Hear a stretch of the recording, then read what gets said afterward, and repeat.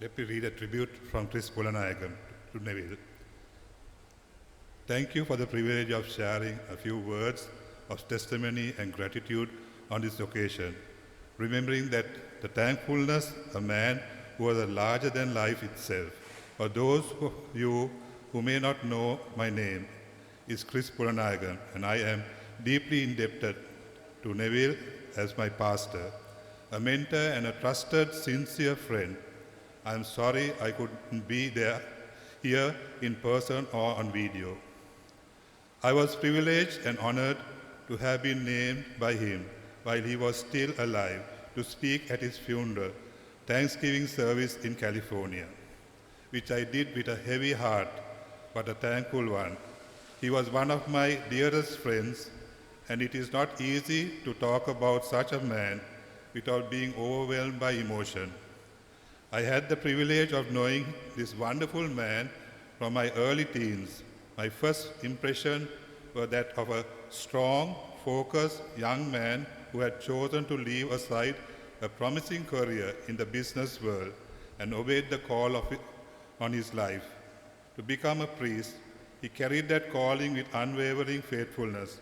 In October 2019, those of us who were part of the CRC alumni in Toronto celebrated 50 years of his ministry.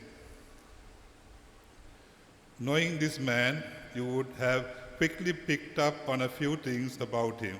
First of all was his humility. Neville didn't like hogging the spotlight.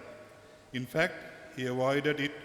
Any personal praise he received, he would quickly deflect to others with dovetails with his second biggest strength, and that was that he had an uncanny knack of seeing the best in other people and their potential even before they were aware of it. Neville found joy in bringing the best out of people. In fact, he was afraid to throw them into the deep and then, of course, be there to teach them how to swim. It was he who saw my leadership potential as a young 16-year-old and invited me to a leadership development class that began my journey of faith as a Christ follower. It was he who invested time in some of other young folk, including myself, as we met early on Saturday mornings. I'm talking about 6 a.m. in homes or at church to study the Bible and grow as Christ followers. It was he who later officiated at my wedding. He saw in others what they couldn't see. That was the gift that he had. Neville was strong in his commitment to Jesus, to his sense of calling and his convictions. He had a teachable spirit and also a gift of teaching. Senior ministers in Parliament would attend to his Bible studies because they were so well taught and explained. I recall with gratitude the hours that Neville would invest in our youth camps and in the developing youth leaders who are now in positions of Christian leadership all over the globe. Neville's family and ours were inextricably linked in various ways. We shared life, love, and lots of laughter and tears together as co-workers in God's kingdom too.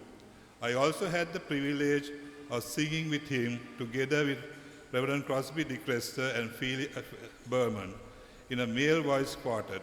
Blessed with a beautiful and strong voice, Neville could carry the rest of us with his melody. He loved music, and we all know that he sang until he couldn't sing anymore.